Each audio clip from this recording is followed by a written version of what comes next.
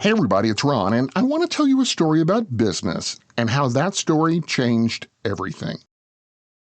Tim Berners-Lee had already typed the hard part. He was sitting in a cramped office at CERN, the European Organization for Nuclear Research, tucked into the hills just outside Geneva, Switzerland, answering a stranger's question on an internet news group called alt.hypertext. Someone out there on the other side of a connection he couldn't see had asked a technical question about linking information across different computers, and Berners-Lee had spent the last few minutes explaining, in plain, unglamorous language, a project he had been building almost entirely alone for 2 years. Behind him, tucked into the corner of the room, sat the machine that made the whole thing possible. It was a Next computer, with a strip of red tape stuck across the top, a handwritten warning scrawled on it in block letters so that nobody would accidentally switch it off. Nobody in that building knew it yet, but that machine was, at that exact moment, the entire World Wide Web. He'd explained the technical pieces in his response easily enough. What he was still turning over were 2 words sitting at the bottom of the message that wasn't sent yet. Those 2 words were collaborators welcome. CERN had never officially approved this project. His own manager had scrawled vague but exciting across the original proposal 2 years earlier and left it at that, which was closer to permission than encouragement. Berners-Lee had built the browser himself, the server himself, the address system himself, all alone in this office on this machine. Typing those 2 words, collaborators welcome, meant something specific and a little frightening, that whatever came next wouldn't be his alone to shape anymore. Strangers with their own ideas, their own code, their own opinions about what this thing should become would start showing up. You know what? He left the words in that message. So what does it cost a person to hand over something they built by themselves? What happens the moment an idea stops belonging to just one person? And how did those 2 words, typed almost as an afterthought at the bottom of a reply on August 6, 1991, end up inviting the entire world into the process?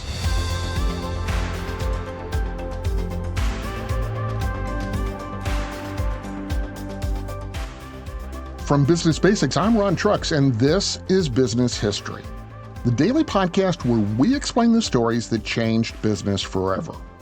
Every date on the calendar has a story where business reshaped the world. Today, August 6th, that story takes us to 1991. Collaborators, welcome. By 1989, CERN, which I mentioned is the European Organization for Nuclear Research, wasn't some quiet lab tucked into the hills outside of Geneva. It was already the largest internet node in Europe, pulling in thousands of researchers from more than 100 countries, most of whom spent only part of their time on site before heading back to universities and labs scattered across most of the globe. The problem was mundane, but it was constant. Information lived on incompatible computer systems scattered across the building, and finding anything specific often meant learning a new program for every single machine, or giving up entirely and walking down the hall to ask a colleague over coffee. In March 1989, Tim Berners-Lee wrote a proposal titled Information Management, a Proposal. In it, he described a system that could link documents together no matter which computer they lived on. His manager, Mike Sendall, scrawled 3 words across the cover, vague but exciting, and didn't reject it, which, as I mentioned, was close enough to a green light for Berners-Lee's to start building. He built almost entirely alone. Working on that Next computer his manager had approved partly to test the hardware itself, Berners-Lee spent the next year and a half writing the 3 pieces that still run the modern internet today. HTML to format documents, HTTP to move them between machines, and the URL system to name where everything actually lived. By December 1990, he had a working website running, but it existed only inside CERN's internal network, visible to nobody outside that one building.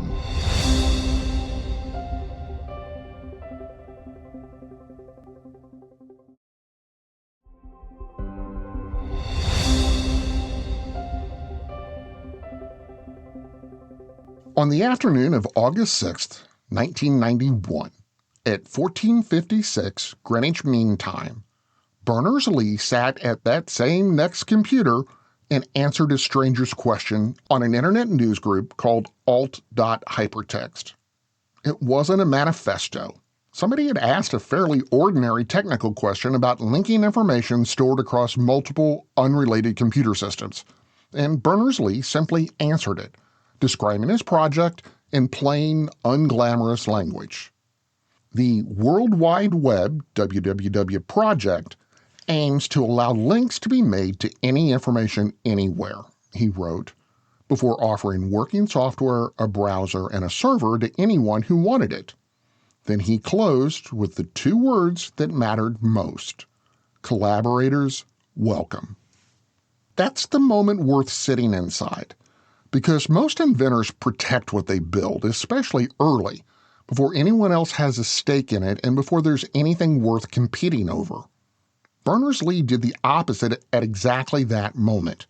He handed strangers the tools to build on top of something he had spent 2 years making by himself, with no requirement to ask permission first. The response wasn't instant fame. At the Hypertext 1991 conference that same year, the paper Berners-Lee submitted describing the web was actually rejected, and attendees who watched him demonstrate it live were more interested in flashier, more established competing software. Interest spread slowly at first, mostly among a circle of physics labs trading notes. Then, on December 12, 1991, the first web server outside Europe came online at the Stanford Linear Accelerator Center in California. Proof that somebody, somewhere, had actually taken him up on that offer.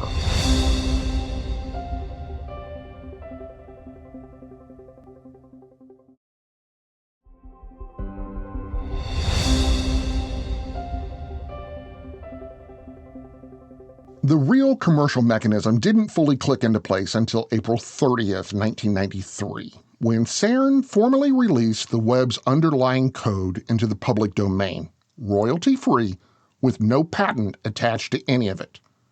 Berners-Lee pushed hard for that decision himself, later explaining his reasoning pretty plainly. Had the technology been proprietary and in my total control, it probably would not have taken off. You can't propose that something be a universal space and at the same time keep control out of it, he said. That's the trade at the center of this whole story. A personal fortune given up in exchange for the kind of universal adoption no single company or license could have bought. Everything after that moved fast. Mosaic, a graphical browser built at the University of Illinois, launched in 1993 and made the web usable for people who weren't scientists or engineers. By 1994, just 3 years after that newsgroup post, both Yahoo and Amazon had been founded, early signs of an entire commercial internet beginning to take shape on top of infrastructure nobody had to pay to use. The two words Berners-Lee almost left off of that message didn't just invite a few hundred physicists into his project.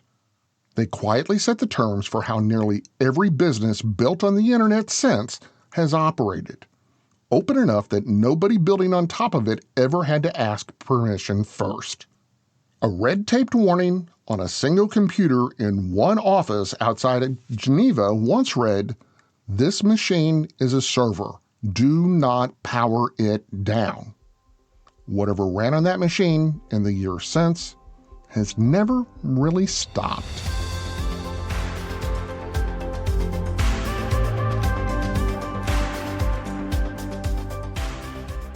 I'm Ron Trucks, and this is Business History, the podcast that finds the turning points behind the headlines. To hear more stories like this, follow us on Apple Podcasts, Spotify, YouTube, or wherever you listen. And if you're enjoying the stories, don't forget to subscribe and leave a quick review. It helps more people find the story behind the business. And if you want to actually understand business better without the fluff or the buzzwords or the MBA language, start by visiting us at businessdailypodcast.com.